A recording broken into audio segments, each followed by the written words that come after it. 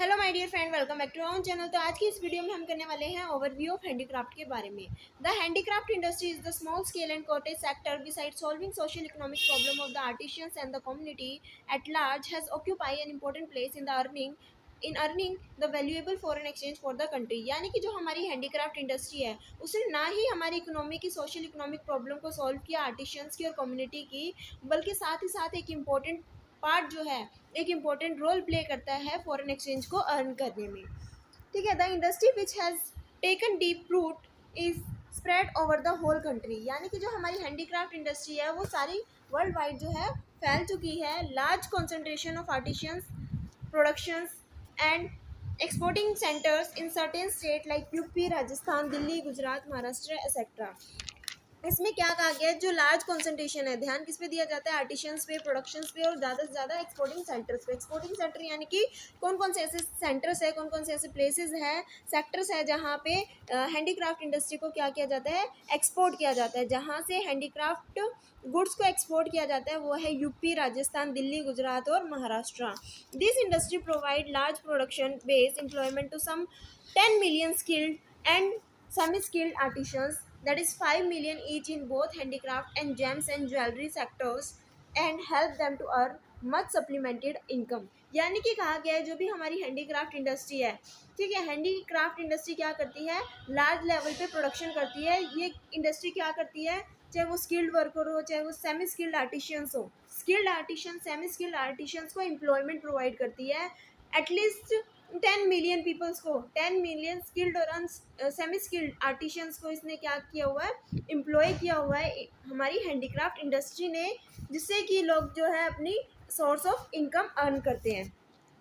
अगर हम बात करते हैं 10 million स्किल्ड और सेमी स्किल्ड की, तो 5 million जो है स्किल्ड वर्कर है और 5 million सेमी स्किल्ड आर्टिशियंस जो है इस इंडस्ट्री में काम करते हैं, चाहे वो हैंडीक्राफ्ट से रिलेटेड हो, चाहे वो जेम्स और ज्वेलरी सेक्टर से रिलेटेड हो। The diamond cutting and the polishing industry is the in the gems and jewellery sector with an estimated 11,000 working unit belonging to both organized and semi-organized sector provide employment to a large band of 10 lakh artisans। यानी कि जो भी हमारी diamond cutting और polishing industry है, ठीक है, in the gems and jewellery sector, James और ज्वेलरी सेक्टर के अंदर हमारी डायमंड कटिंग और पॉलिशिंग इंडस्ट्री आती है with an estimated 10,000 working unit, जिसके अंदर द 11,000 जो है वो वर्किंग यूनिट्स हैं, जिसके अंदर ऑर्गेनाइज और सेमी ऑर्गेनाइज जो भी काम किया जाता है, सेमी ऑर्गेनाइज सेक्टर भी बिलोंग करते हैं और ऑर्गेनाइज सेक्टर भी इसके अंदर बिलोंग करते हैं, जिसने 10 लाख आर्टिशियंस को क्या किया हुआ है, एम्प्लॉय किया हुआ है। ध्यान से इसको एक बार पढ़ लेते हैं। क्या होता है, जो भी हमारी जेम्स और ज्वेलरी सेक्टर है उसके अंदर डायमंड कटिंग और पॉलिशिंग इंडस्ट्री को एस्टैब्लिश किया हुआ है, जिसके अंदर 11,000 वर्किंग यूनिट्स है जो बिलोंग करती है ऑर्गेनाइज और सेमी ऑर्गेनाइज सेक्टर से, लोगों को एम्प्लॉयमेंट प्रोवाइड करती है, आर्टिशियंस को एम्प्लॉयमेंट प्रोवाइड करती है। एटलीस्ट अगर हम बात करें तो कम से कम 10 लाख आर्टिशियंस को इसने क्या किया हुआ है, एम्प्लॉय किया हुआ है, as a source of earning provide किया हुआ है। The hand-knotted woolen carpet and the art metalware industry together provide employment to more than 10 lakh artisans in both rural and urban areas।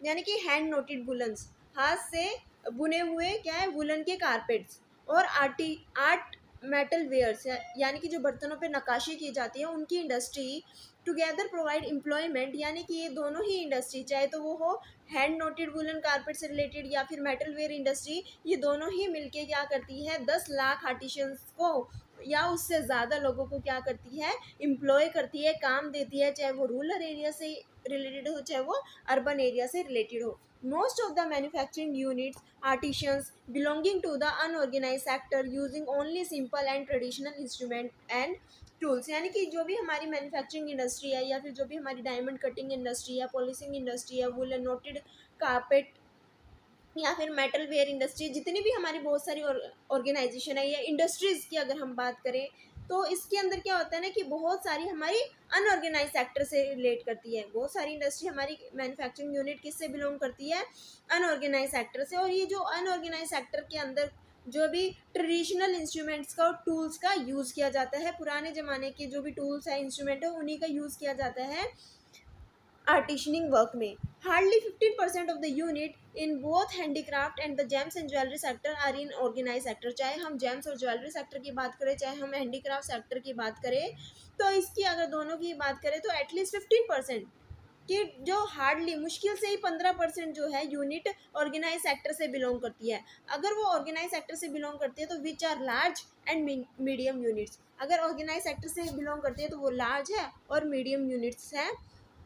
This units इधर fully और partly use high और medium technology, यानी कि जो organise sector है ये traditional instrument या tools का यूज़ नहीं करते। ये क्या यूज़ करते हैं? ट्रेडिशनल और नई टेक्नोलॉजी का यूज़ करते हैं अपने आर्टिशनिंग वर्क में। The remaining unit use traditional line, यानी कि दो ही पार्ट बनते हैं, एक होता है ऑर्गेनाइज सेक्टर, एक होता है अनऑर्गेनाइज सेक्टर। जितना भी ओवरऑल सेक्टर है हमारा उसके अंदर हार्डली मुश्किल से 15% ऑर्गेनाइज सेक्टर है जो कि अच्छे से अच्छी हाई टेक टेक्नोलॉजी का यूज़ करता है, और जो बाकी रिमेनिंग पोर्शन है जो अनऑर्गेनाइज सेक्टर है वो ट्रेडिशनल इंस्ट्रूमेंट्स का और टूल्स का यूज़ करता है।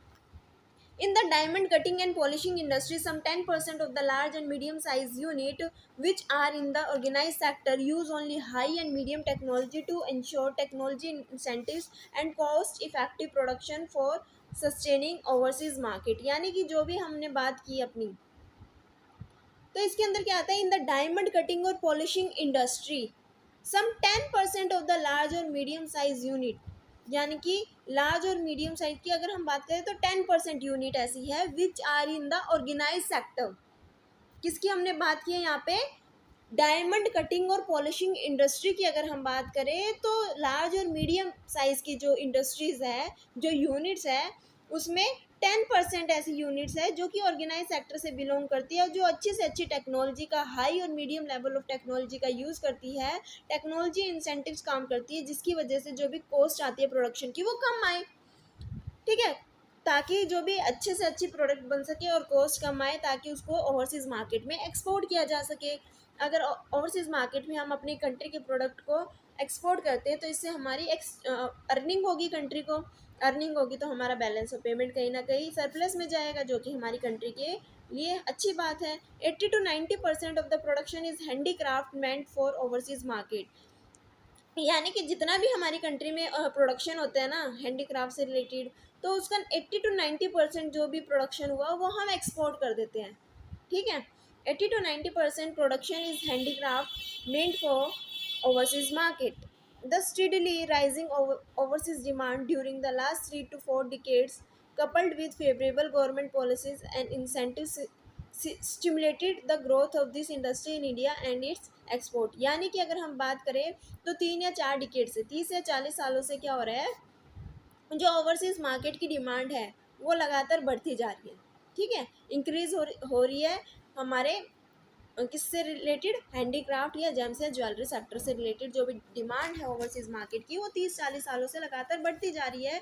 क्यों ऐसा हो रहा है? क्योंकि गवर्नमेंट की फेवरेबल पॉलिसीज़ की वजह से गवर्नमेंट हमारे एक्सपोर्टर को इंसेंटिव्स प्रोवाइड करती है, जो कि एक अच्छी बात है, जिससे कि हमारी इंडिया की जो भी डायमंड और ज्वेलरी इंडस्ट्री है या जो हैंडीक्राफ्ट इंडस्ट्री है, एक तरीके से इसको बढ़ावा मिल रहा है कि वो क्या करे, एक्सपोर्ट करे। गवर्नमेंट ने कुछ ऐसी पॉलिसी बनाई है, ऐसे इंसेंटिव्स प्रोवाइड किए हमारी कंट्री के एक्सपोर्टर को, जिससे कि उनको बढ़ावा मिले, वो ज़्यादा से ज़्यादा प्रोडक्शन करे एक्सपोर्ट पर्पज़ के लिए।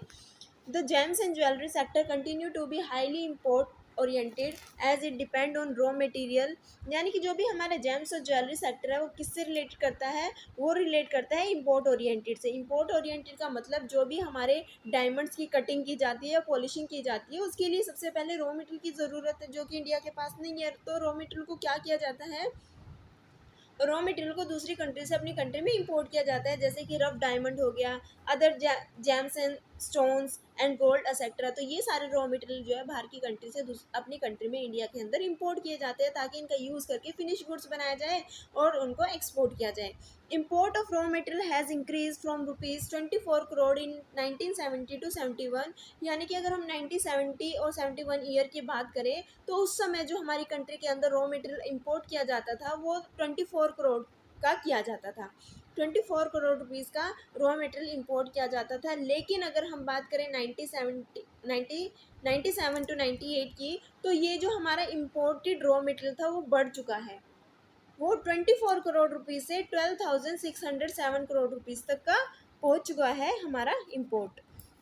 तो ये था हमारा ओवरव्यू ऑफ हैंडीक्राफ्ट इंडस्ट्री, जिसके बारे में हमने पढ़ा कि जो हमारी हैंडीक्राफ्ट इंडस्ट्री है वो क्या करती है, सोशल इकोनॉमिक प्रॉब्लम ही सॉल्व नहीं करती हमारे आर्टिशियंस की, बल्कि क्या करती है, साथ ही साथ एक्सपोर्ट अर्निंग भी, यानी कि फॉरेन एक्सचेंज भी जनरेट करती है हमारी इकोनॉमी के लिए।